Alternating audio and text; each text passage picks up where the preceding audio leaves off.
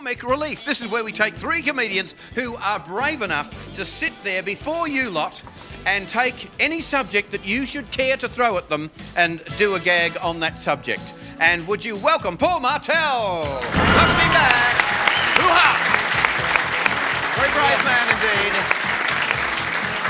And a slight waft of aroma of... Can you get that aroma? Yeah, it's a cheroot. No, it's not a cheroot. It's not Ugly Dave's. It's not Ugly Dave's aftershave either. It's a little cigar wafting, and he hasn't even lit it because we're not allowed, of course, to light it on the show. Ugly Dave Gray. And on the end, Marty Fields. Yay, Marty.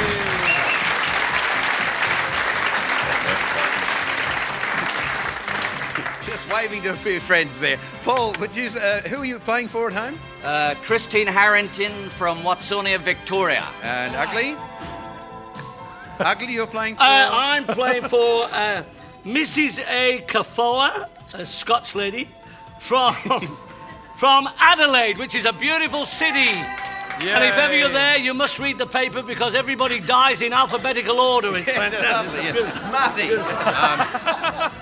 Mrs. Rhonda Kavanagh from Emerald in Queensland. Okay, didn't he sound like Murray then? Starting the craze. Now, for the best, now you call out the subjects, of course, and we throw the subject at you. Now, the best joke on the subject will win 10 points. If they actually get a gag out, all three of them, they'll get 5 points. Each of them, and for no joke at all, of course, you don't get any points. So, sing out your subject matters, whatever you want. So, what? Okay, sing it out. The one up, yes. I hear it? I don't know who I heard it from. Kids? Do we have kids? Kids? Childbirth? Oh, nice. No, I think we've just got ahead of you with kids. Okay, yeah. Paul, who would like to start off? Doesn't have to be Paul. We can go from any end. Kids. Oh, yeah, I tell you. Well, my kid has got a pet tortoise, yeah. And the other day he said, Dad, what will we do when my tortoise dies? I said, well, we'll put it in a little cardboard box and you can have all your mates round, you can have Smarties, ice cream, chocolate cake, play games, blow balloons, and then we'll bury it. He said, oh, can we kill it now, Dad? Oh, very sick gag. Not bad, though. Very sick. Now, Dave jumped in. Would Paul or Marty, have you got a kid's gag? I'll do one. I'll do one. All right. This little kid says to his father, he said, Dad, what's lightning? And the father said, I don't know, son. He said, Dad, what's thunder? He said, I don't know, son. He said, Dad, do you mind me asking so many questions? He said, no, of course not. How else are you going to learn anything? Nice soft joke. A soft joke. Paul. School holidays, I was commanded to take my daughter to the zoo. Take her to the zoo. I said, it's my day off. I'm going out with my mates. Take her to the zoo. I said, hang on, you don't give me orders, got it? We get back from the zoo, okay? She says to the kid, did you have a good time? And my little girls go, oh, love it. Because kids get excited when they talk to you. They play with the ribbons, lift the dress above their head. You seen they did? She's 19. She said, I had a lovely time at the zoo, and Daddy got really excited when one of those animals came in at 15 to 1.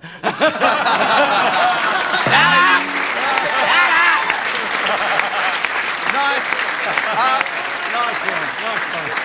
I think we're going to give it to Dave. We'll give the 10 points to Dave and 5 points each to Marty and Paul on the end. And now another subject. Sing it out. Sing out your subject. Come on this side. Come on that side. Okay. Animals. Animals. Go. I'm sitting here. First again. Yeah.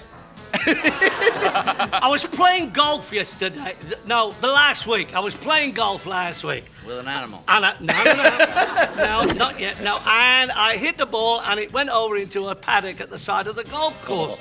So I went over in the paddock there and it had gone down an old well. And I thought, a brand new golf ball, and I got to get the ball back. But I didn't know if there was any water down the well. So I thought, well, I must find out if there's water down the well. I'll throw something down the well. So I looked round and I found an old railway sleeper. So I picked it up and I threw it down the well. And as I did, I heard... And I looked round and this goat goat is coming right towards me like this. And I just got out of the way in time and he went down the well. Oh, my God, that was close. And a couple of minutes later, this farmer came over and said, "Excuse me, have you happened to see a goat around here?" I said, no, sorry, why? He said, "Don't worry, it can't go far. I've got it tied to a railway sleeper."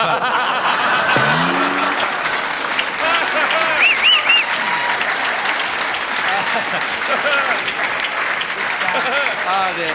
Marty, have you got one on? Yeah, got one. On All right. animals?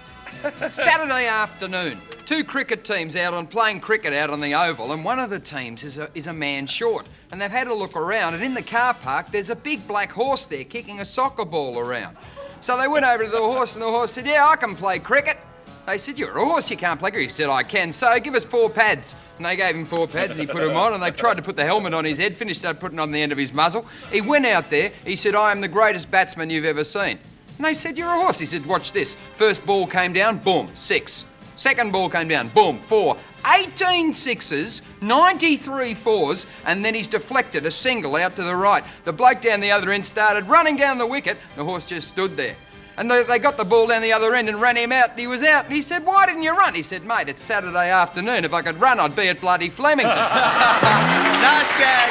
Nice gag. You like that, Gail? Yeah. All right, Paul, do you have one on animals? It's funny about that.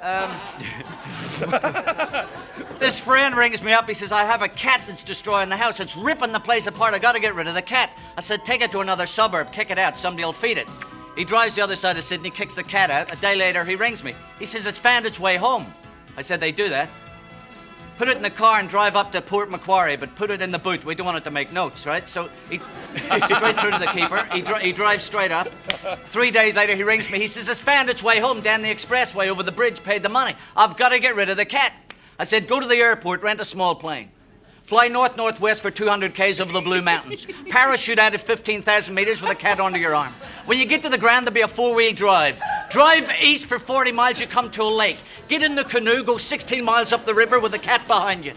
When you get to the end of the lake, there's a cliff. Abseil 300 feet on the end of a rope, over the cliff, down the rope. At the bottom of the cliff, there's a cave. Put the cat in the cave." I rang him today. I said, "Did you get rid of the cat?" He said, "Hadn't been for the cat, I'd never got home." What do you think? That one? Yeah, that's a 10-pointer. That's a 10-pointer. Oh, dear. Listen, we've just got time for another one. Another quick one. Sing it out, sing it out, sing it out. What have you got? Algebra. Farming? Farming. Farming. I've got a quick one. Irish farmer goes to the doctor. He says, "I've had an accident. It hurts when I do that, and it hurts when I do that, and it hurts when I do that." The doctor said, "You broke your finger." Nice. A farming one? So, yeah. So the same Irish farmer is a bit of an idiot. Because he's Irish. He went walking into the doctor's with 2 fried eggs on his head. The doctor said, "Why have you got fried eggs on your head?" He said, "The boiled one keeps rolling off." So what is that? Irish farmers now, is it? All right, Irish farmer. There's an Irish farmer having a drink in a pub, you see. Same one. Yeah, same bloke, yeah, he gets around. And the publican said, all right, settle down. Now we're going to have a bit of a competition here. I got $500 and a slab of beer for the man who can tell the bravest story of personal bravery in the pub. The bravest bloke in the pub. And the Irishman stuck his hand up and he said, "I got one." He said, "Yeah, Paddy, what is it?" He said, "Well, I was driving the combine harvester out on Murphy's Field, and I'm driving when the big blades are spinning around, killing all the wheat. And the farmer's daughter, she's only 6 years old, little blue dress, running out in front of the blades, 20 feet in front of me. I didn't know what to do. I'm pulling on the handles, putting her foot on the pedals. I couldn't stop the thing at all. I was hopeless. I was going to kill her. I didn't know what to do. So I jumped out of the cabin, and I stuck my whole arm in between the blades. The blades stopped and chopped my arm off, but I saved the girl." They said, "That's not brave, that's stupid." He said, But then, I ran over to the barbed wire fence. I got some barbed wire in my left hand. I stuck my arm back on and sewed it back on. Sewed my own arm on with the barbed wire. Good as new." I said, "That is brave. All right, you've won the 500. He said, "Really? Beauty!" I think you've got to give that. You think that one? Got to give that the 10.